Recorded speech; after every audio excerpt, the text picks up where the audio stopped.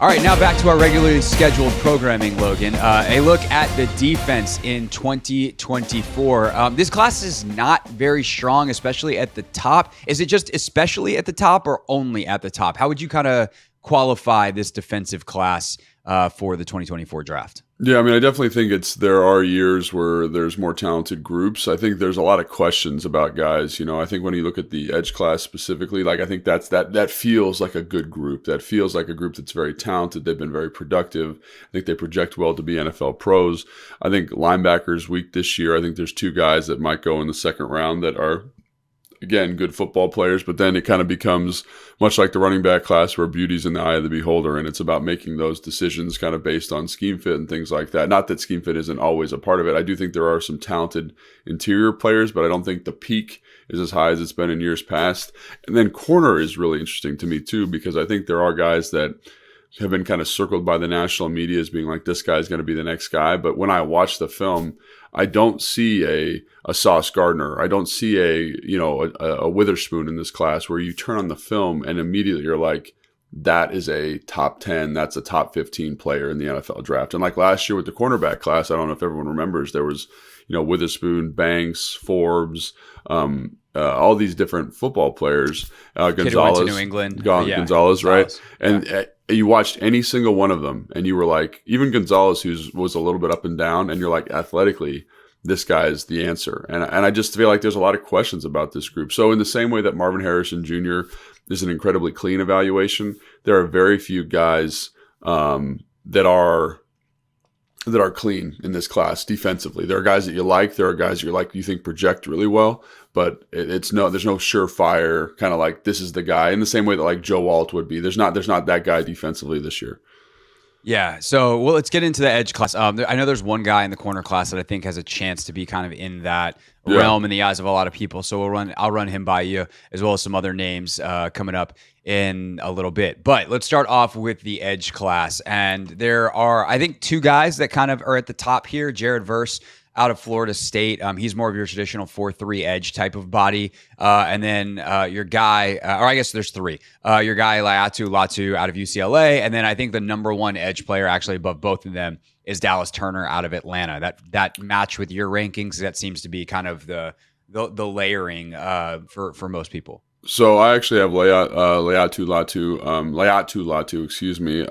ahead of, he's my number one edge. And I just think like there is a refinement to his ability. And again, like I don't have the injury, I don't have the medical stuff, but any scout that I've talked to, any kind of national draft media person that I've talked to has basically said he's going to give you 10 sacks in his rookie year, and they're going to be good sacks. And he's just such a refined pass rusher. He tested better than everyone thought at the combine. And for me, I'm just like, I want 10 sacks. And I think there is a ceiling that is much, much higher with Dallas Turner, for example. I think Dallas Turner, when you look at his combine, it was crazy. I think he's 34 and 3/4 inch arms. He jumped 41 inches. He ran a 4.47. Like, that shows up on tape 1000%. But like in terms of the football refinement, it's not quite there. So I think there is a little bit of a projection, the same way that you're projecting Drake May. But with edge rushers, that projection's a little bit easier. Traits project better at the NFL level than it does for quarterback, for example. And then I think Jared Verse is a guy who's also a very traits-driven player, but is a little bit stiff in the hips. I think he's an excellent power rusher. He's got a great power profile. He plays hard. The thing that gets me a little bit worried and why he's my third guy is he's got some tightness in his hips that makes me go, like, where are you in this? Are you going to be able to use your power? Yes. Are you going to be able to turn the corner at the NFL level and be a disruptive guy, or are you just going to be a 7-sack guy? And there's nothing wrong with being a 7-sack guy. Like, that's a productive member of your defense that you feel good about. But I worry about his kind of ceiling as opposed to his floor. I think he's got a very solid floor. I don't know if his ceiling's that high because of that hip tightness. Yeah, I mean, the thing with Verse, though, like, can he set an edge? All the other non-sack stuff, because he's so freaking strong, like that's going to be an appeal in certain defenses more than others. Again, beauty in the eye of the beholder. Then you've got kind of the next group of guys, which could go anywhere from like teens to where the Commanders are picking at 36 and 40. I would say. Yeah. You have your Chop Robinsons, who's kind of the physical, we do our freaks. Chop Robinson is the winner of the freak category in terms of athleticism. Chris Broswell out of Alabama, who played obviously opposite of Dallas Turner. Your guy Darius Robinson, who by the way, Matt Miller's most recent mock, he had Robinson and Patrick Paul going 36 and 40, and I was like, did you do this for Logan? Darius Robinson, but then a couple other guys, Braylon Trice out of Washington, Marshawn Nealon, who I know you like, out of Western Michigan. It's funny because I think initially this edge class got a rep for not being very good and very deep, and then we were doing a show 2 months ago, I think right after the Senior Bowl, and I was like, what about this guy? And you're like, I like him. What about this guy? I like him. And so there actually is a little bit more depth in this second tier than I think initially people thought. I totally agree. And so, for me, the next best player is Darius Robinson. I think he just has a physicality and a toughness and a mindset and a body type that is very unique. And I do think people undervalue kind of the Cam Jordans of the world, these power rushers that can compress the pocket and make and cause pressures, maybe not sacks, but cause pressures against tackles who aren't used to seeing that type of body type. I'm a little bit up and down on Chop Robinson in terms of his production. He doesn't use his hands well. Like, the refinement of the position is not there. But like you said, dude's a freak. And you see that freakiness. And as you said, traits translate real well. And he's got, boy, does he have traits. Traits translate really, really well. And I think he's a guy that, again, traits are traits, and he's got them. And I think if you get him with a good defensive line coach, and it's one of the things like where if he were to slip and were to fall for whatever reason, 236 and Washington picked him, I think you're doing backflips, because I do think Dan and Witt have a really good feel, or they've shown a feel for kind of how to take a guy who has a lot of traits and put him in a position where he could be successful. So he's a guy that I think is interesting. Trice, Nealon is kind of my next group of guys, and I think both those guys are, I'm probably a little bit higher on Nealon's athletic upside. He's big guys. I think he's 6'4", 6'5", 268, 270. But all of his agility drills, all of his jump stuff was great. And I think you see a guy who just plays with his hair on fire. Trice is a guy that I like his film a lot, but again, kind of did some weird stuff in prepping for the combine. He lost a bunch of weight. He got down to like 240 to run fast. He was listed at 270 in the season, so he lost 30 pounds from the end of the season to now. Kind of just a weird call, and then didn't test as well as you'd expect a 240 guy to test. So kind of just like a weird decision. Right. His film's excellent, but I'm just like, that's a conversation I would like to have with him. Like, who told you to do this? Why'd you do this? And but that's all right. I think he's an excellent football player. So I do think there is in that second tier guys that can contribute. They're not as dynamic as the top three guys, obviously, but I do think there are some legs to this class. Like Noah Ellis is a guy no one really talks about from Utah, who's got some tremendous pass rush savvy and nuance, and I think he'd be there. I know he'd be there at 40, but maybe he slips into the third round. You get an excellent edge rusher there. So I think there's a lot of really good football players at this position, and it feels like maybe not the top, like the peak's not as high, but there's a wide base of talented people that can contribute at the NFL level. Yeah, that 67th pick, maybe there's someone there. So this is the benefit of having as many picks high as you do. And if you all of a sudden there's a run and you need to get back into the 50s, like, you can probably do that pretty easily. So that's an important thing to remember in terms of the movability and the flexibility for the Commanders. All right, defensive tackle is up next. There's, I think, one name that kind of was floating above the rest. I guess Jer'Zhan Newton is maybe in there from Illinois, but Byron Murphy, the second from Texas, seems to be the top defensive tackle guy in most NFL circles. What makes him special? And like, is he a Payne Allen level prospect, or are we talking about the height of this class being less than that? I think the height of the class is less than that. I think you see a higher athletic upside, which I think is why people get pretty juiced for him. And I think you see a power and a strength to his build that is exciting, and I think you see some pass rush nuance. And again, you never saw the production translate. He was playing on a pretty good defensive line, I thought. Like Devondre Sweat was playing next to him. Yeah, the next guy on the list is probably his teammate. So you got two.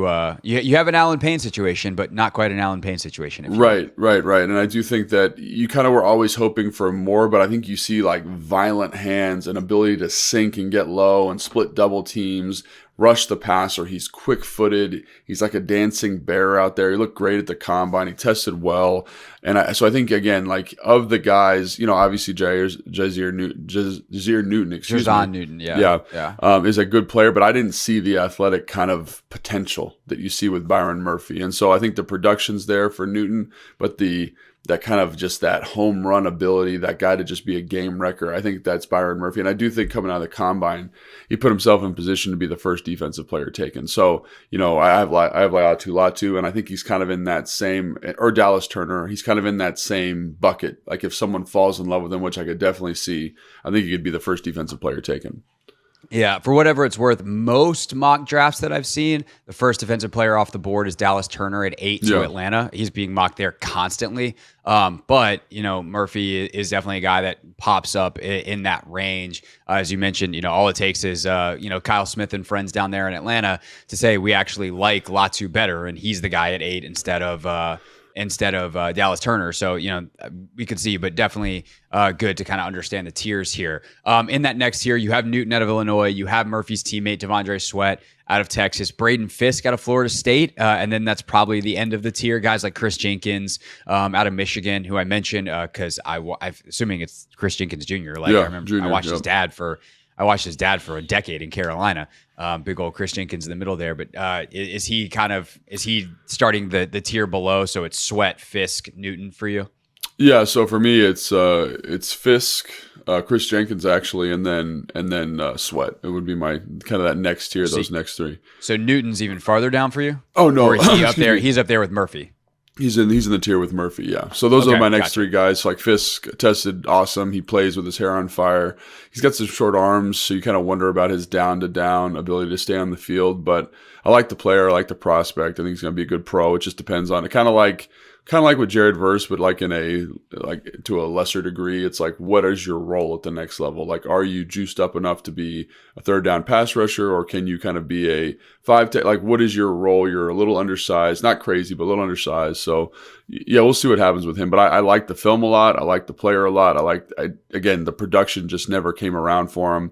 Chris Jenkins for me is ahead of Sweat because I think he can be an every down player. I think when you look at the athlete, tested really well, is extremely powerful, has a great motor, which I love to see in defensive tackles, and I think he can develop as a pass rusher. But I think the athletic traits and the athletic foundation's there, and I think he's just a blue-collar, hard-nosed run stopper now, but he's going to project into something more, which is pretty exciting. And then obviously, Devondre Sweat his film's excellent. Like, I love his film. Like, again, if he was in better shape, he'd probably be in that top tier, but he's not. He weighs 366 pounds. So, like, what is the role for that guy at the next level? I think he does a great job stopping the run. He's got quick feet. He's got kind of some explosive burst for a guy that's that size. He uses his hands really well, but, conditioning is going to be a big thing for him, and like how often is he actually on the field? So, gotcha. All right, let's knock out linebacker real quick, and then we'll do the back seven clump together. So Peyton Wilson out of North Carolina State is the guy here. He's got a chance to go first round, probably second, but he's the top guy at the position. Class of one there, and then a bunch of guys that I know you like, but it's kind of, again, beauty in the eye of the beholder. Or what traits do you like? What fits for your defense? Is that accurate in terms of the characteristic of this class? Yeah, I think the other guy that I'd put kind of like 1A, 1B, kind of depending on what you like, with Wilson is Edgerrin Cooper from Texas A&M, the linebacker there, right? He's got long arms. He kind of almost looks more like an edge rusher to me on film, but he closes the football crazy. Like, he's a athlete. He's a missile to the ball. 17 TFLs in 2023. Yeah, and it's fun to watch him, right? It's fun to watch him chase down receivers and running backs and guys that they think have the edge on him. He's physical. He's a little raw.